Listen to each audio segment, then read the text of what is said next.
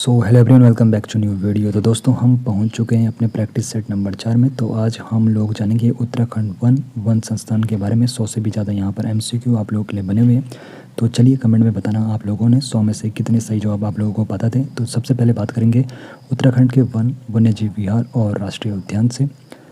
उत्तराखंड का सबसे बड़ा वन्य जीव विहार कौन सा है? तो उत्तराखंड का यहाँ पर सबसे बड़ा वन्य जीव विहार पूछा गया। तो सबसे बड़ा वन्य जीव विहार है कार्बेट राष्ट्रीय उद्यान नहीं है, गंगोत्री राष्ट्रीय उद्यान भी नहीं है, अस्कोट वन्य जीव विहार भी नहीं है। तो सबसे बड़ा वन्य जीव विहार कौन सा है? तो वो हो जाएगा केदारनाथ वन्य जीव विहार। उत्तराखंड का सबसे बड़ा वन्य जीव विहार है। केदारनाथ वन्यजीव विहार का क्षेत्रफल कितना है? तो केदारनाथ वन्यजीव विहार जो कि उत्तराखंड का सबसे बड़ा वन्यजीव विहार है, इसका क्षेत्रफल पूछा गया है 957 वर्ग किलोमीटर इसका क्षेत्रफल है। अस्कोट वन्यजीव विहार किस जनपद में स्थित है? तो अस्कोट वन्यजीव विहार जो है पिथौरागढ़ जनपद में स्थित है। भारतीय वन विभाग की स्थापना कब की गई? तो भारतीय वन विभाग की जो स्थापना की गई 1864 में की गई। तो भारतीय वन विभाग की स्थापना के बारे में पहले भी पूछा जा चुका है। तो भारतीय वन विभाग की स्थापना 1864 में की गई। आगे बढ़ने से पहले आपको बताना चाहता हूँ, अगर आप हमें फाइनेंशियली सपोर्ट करना चाहते हो तो आप लोग इस QR कोड को स्कैन करके हमें सपोर्ट कर सकते हो, ताकि हम आप लोगों के लिए और भी बेहतरीन कंटेंट प्रोवाइड करा सकें। फॉरेस्ट स्कूल ऑफ देहरादून की स्थापना कब की गई? तो फॉरेस्ट स्कूल ऑफ देहरादून की जो स्थापना होती है वो सन 1878 ईस्वी में होती है। फॉरेस्ट स्कूल ऑफ देहरादून की स्थापना 1878 में होती है। और फॉरेस्ट स्कूल ऑफ देहरादून की स्थापना यानी कि संस्थापक कौन है? तो ये करा था डीट्रच ब्रेंडिस ने, जो कि जर्मन से थे। तो इन्होंने फॉरेस्ट स्कूल ऑफ देहरादून की स्थापना करी थी, डीट्रच ब्रेंडिस। और ब्रेंडिस गेट जो आप लोगों ने FRI में देखा होगा, इन्हीं के नाम पर है। बांज के जंगल को काटे जाने के विरोध में कौन सा आंदोलन हुआ था? तो बांज का जो जंगल था उसको काटे जाने के विरोध में डूंगी पैंथोली आंदोलन हुआ था। तो यहाँ पर बांज का जंगल जब काटा जा रहा था तो उसके विरोध में डूंगी पैंथोली आंदोलन हुआ था। मैती आंदोलन के सूत्रधार कौन थे? तो मैती आंदोलन के जो सूत्रधार थे वो कल्याण सिंह रावत थे। 1994 में इन्होंने ये आंदोलन शुरू किया था। मैती आंदोलन कल्याण सिंह रावत इन्होंने ये आंदोलन शुरू किया था। महिला मंगल दल की स्थापना किस वर्ष हुई थी? महिला मंगल दल की स्थापना होती है सन 1972 में।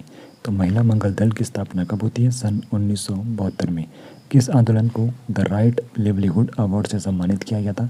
तो सन 1987 में द राइट लिवलीहुड अवार्ड से सम्मानित किया गया था।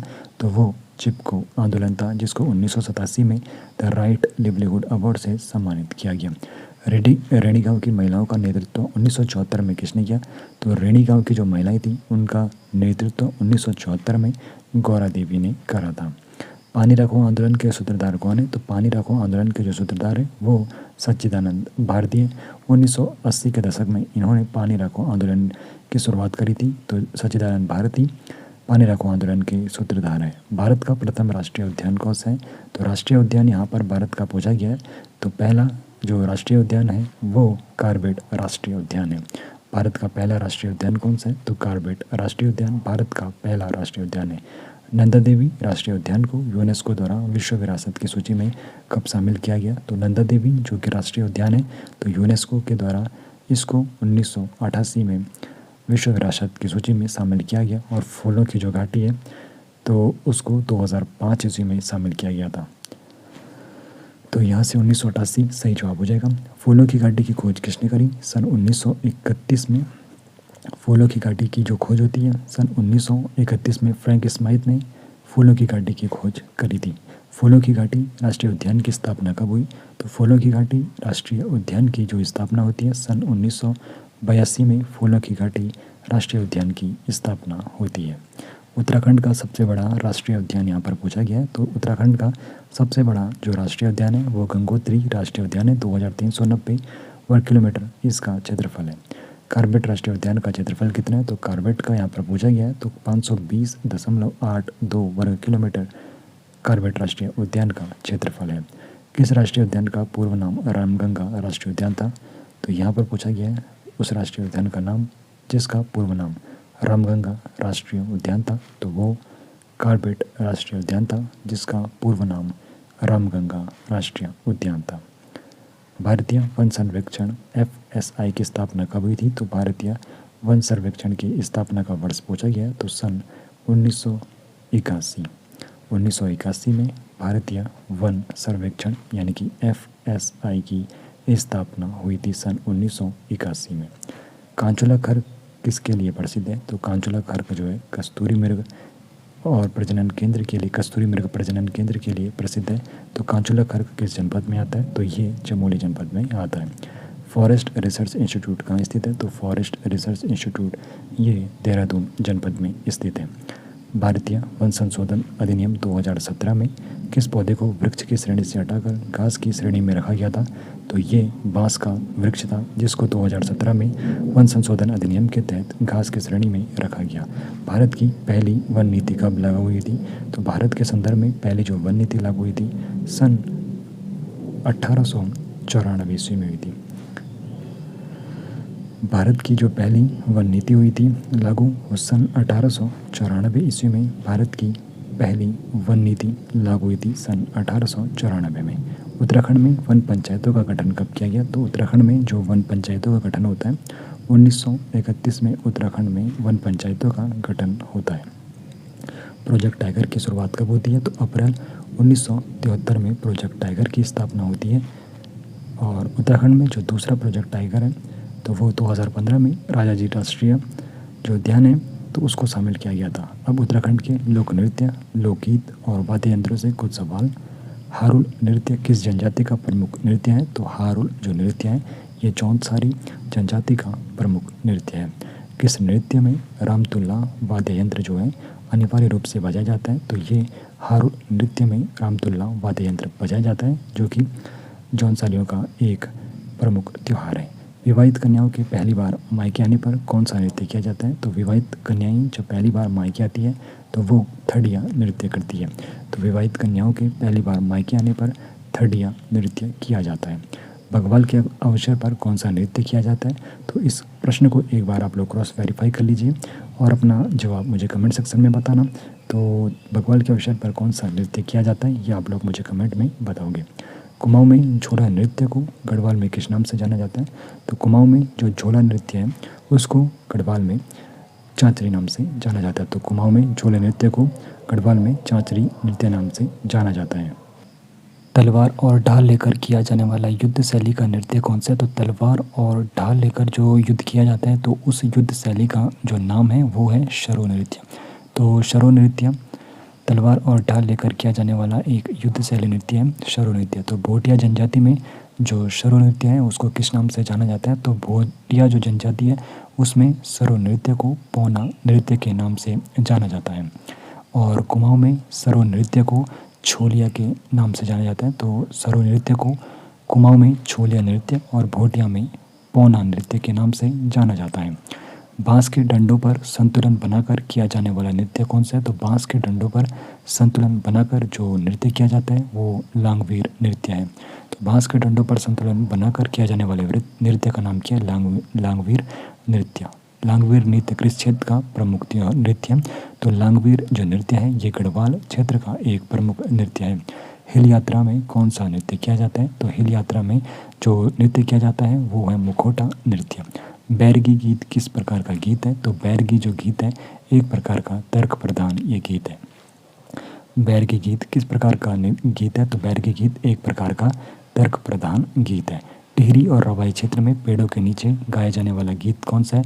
तो टिहरी और जो रवाई क्षेत्र है वहाँ पेड़ों के नीचे जो गीत गाया जाता है वो बाजूबंद गीत है जो कि टिहरी और रवाई क्षेत्र में पेड़ों के नीचे गाया जाता है। छठी गीत किस प्रकार का गीत है? तो छठी गीत जो है एक संस्कार गीत है। तो छठी गीत किस प्रकार का गीत है? तो छठी गीत है एक प्रकार का संस्कार गीत। बूढ़े चरवाहों द्वारा युवा चरवाहों को सीख देने के लिए कौन सा गीत गाया जाता है? तो बूढ़े चरवाहों के द्वारा युवा चरवाहों को सीख देने के लिए जो गीत गाया जाता है उसका नाम है चौरा गीत। चौरा गीत बूढ़े चरवाहों के द्वारा युवा चरवाहों को सीख देने के लिए गाया जाता है। चौमास गीत किस प्रकार का गीत है? तो चौमास गीत जो है एक ये ऋतु गीत है। चौमास गीत किस प्रकार का गीत है? तो चौमास गीत है एक ऋतु गीत। न्यूली किस प्रकार का गीत है? तो न्यूली एक प्रकार का ये अनुभूति प्रधान गीत है। तो न्यूली किस प्रकार का गीत है? तो न्यूली एक अनुभूति प्रधान गीत है। कुमाऊं क्षेत्र में खरीफ कृषि के समय गाए जाने वाला गीत कौन सा है? तो कुमाऊं क्षेत्र में खरीफ कृषि के समय जो गीत गाया जाता है उसका नाम है हुड़की बोल गीत, जो कि खरीफ कृषि के समय कुमाऊं के क्षेत्र में गाया जाता है। ओजी जाति के द्वारा अपने यजमानों के यहाँ गाए जाने वाला गीत कौन सा है? तो ओजी जाति के द्वारा अपने यजमानों के यहाँ गाए जाने वाले गीत का नाम है विरोधावली गीत। तो विरोधावली गीत ओजी जाति द्वारा अपने यजमानों के यहाँ गाया जाने वाला गीत है। मंजीरा किस प्रकार का वाद्य यंत्र है? तो मंजीरा जो है एक प्रकार का घन वाद्य है। मंजीरा किस प्रकार का वाद्य यंत्र है? तो मंजीरा जो है एक घन वाद्य है। बांसुरी के समरूप उत्तराखंड का एक वाद्य यंत्र कौन सा है? तो बांसुरी के समरूप उत्तराखंड का एक जो वाद्य यंत्र है वो है अलगोजा। तो अलगोजा बांसुरी के समरूप उत्तराखंड का एक वाद्य यंत्र है। चरवाहों के द्वारा बजाया जाने वाला प्रमुख वाद्य यंत्र कौन सा है? तो चरवाहों के द्वारा जो बजाया जाने प्रमुख वाद्य यंत्र है उसका नाम है मोछंग। तो ये किसके द्वारा बजाया जाता है? मोछंग चरवाहों के द्वारा बजाया जाने वाला एक वाद्य यंत्र है। उत्तराखंड का सबसे प्रमुख वाद्य यंत्र कौन सा है? तो उत्तराखंड का जो सबसे प्रमुख वाद्य यंत्र है वो है ढोल और दमाऊं। डूमर किस प्रकार का वाद्य यंत्र है? तो डूमर एक चर्म वाद्य है। तो ये भी ध्यान में रखना आपको, डूमर किस प्रकार का वाद्य यंत्र है?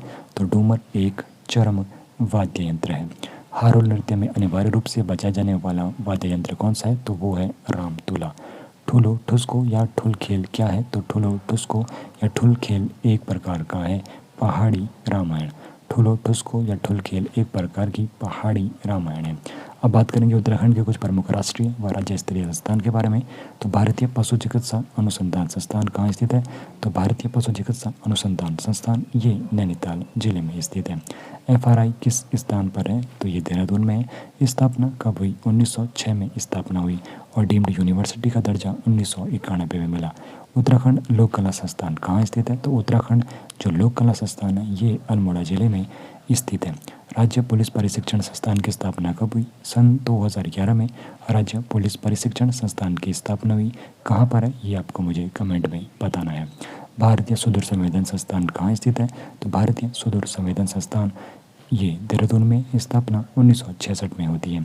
एशिया की सबसे बड़ी दूरबीन एरिस का उद्घाटन कब किया गया?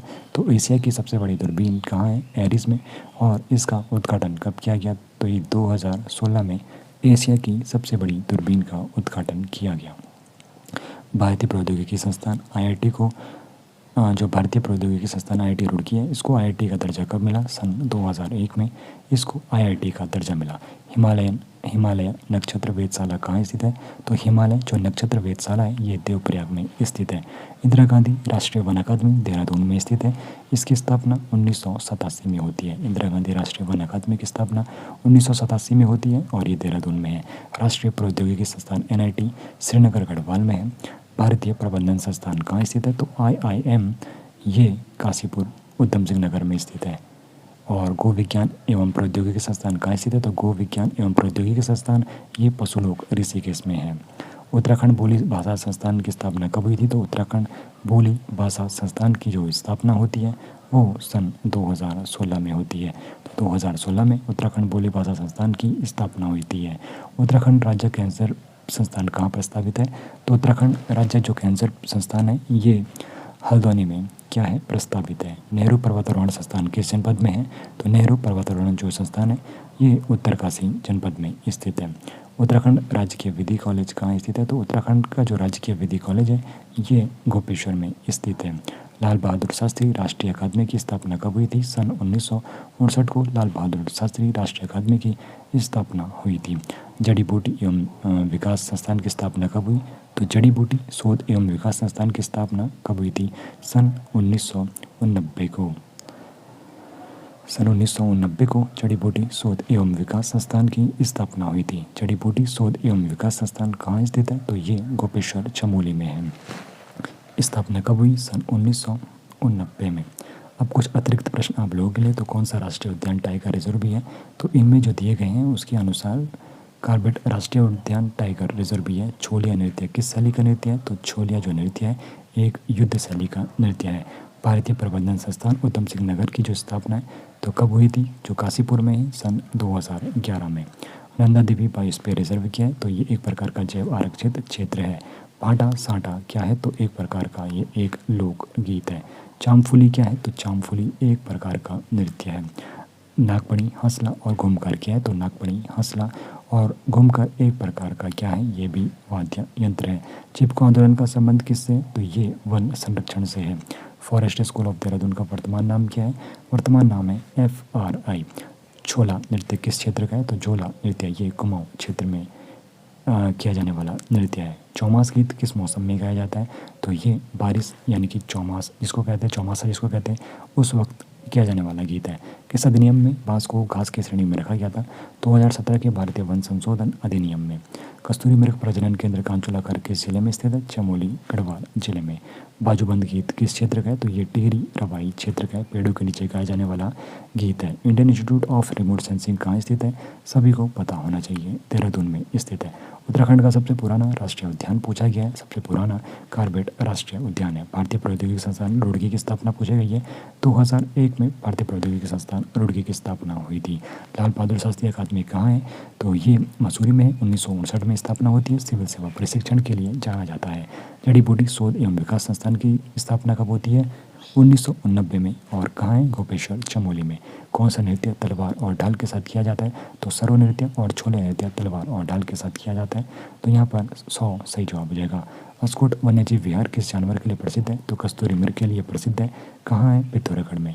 किस राष्ट्रीय उद्यान को यूनेस्को की विश्व विरासत सूची में शामिल किया गया है, तो फूलों की घाटी और नंदा देवी राष्ट्रीय उद्यान दोनों को शामिल किया गया है। उत्तराखंड में वन पंचायतों का गठन किस वर्ष हुआ था, तो उत्तराखंड में वन पंचायतों का जो गठन होता है 1931 में होता है। नंदा देवी बायोस्फीयर रिजर्व का मुख्य उद्देश्य क्या है, तो इसका जो मुख्य उद्देश्य है पौधों और जानवरों की आनुवंशिक विविधता का संरक्षण करना। कौन सा संस्थान हल्द्वानी में प्रस्तावित है, तो ये उत्तराखंड राज्य कैंसर संस्थान हल्द्वानी में प्रस्तावित है। डुंगी पैंतोली आंदोलन किससे संबंधित है, तो ये वन कटाई का विरोध से संबंधित है। भारतीय सुदूर संवेदन संस्थान का क्या क्या रहे, तो रिमोट सेंसिंग और भू स्थानिक प्रौद्योगिकी पर अनुसंधान और प्रशिक्षण करना इसका काम है। थड़िया नृत्य का संबंध किससे है, तो थड़िया नृत्य जो किया जाता है ये विवाहित लड़कियों का मायके आगमन पर किया जाता है। गोपेश्वर में कौन सा संस्थान स्थित है, अभी आपको बताया, जड़ी बूटी शोध एवं विकास संस्थान इस संस्थान स्थापित है, 1990 में शुरुआत हुई थी। सच्चिदानंद भारत का संबंध किस आंदोलन से, इनका संबंध है पानी राखो आंदोलन से। नैनीताल में कौन सा संस्थान है, नैनीताल में है भारतीय पशु चिकित्सा अनुसंधान संस्थान जो कि मुक्तेश्वर में और नैनीताल जिले के अंतर्गत आता है। रामतुला वाद्य यंत्र का उपयोग किस नृत्य में किया जाता है, तो रामतुला जो वाद्य यंत्र है इसका उपयोग किया जाता है हारून नृत्य, जो कि जौनसारियों का एक प्रमुख यहाँ पर त्यौहार भी है और वहाँ पर ये किया जाता है। तो इस प्रकार आप लोगों के 100 से अधिक यहाँ पे प्रश्न तैयार हो चुके हैं। कमेंट में बताना कितनों के जवाब आपको पता थे। फाइनेंशियली सपोर्ट जरूर कीजिए।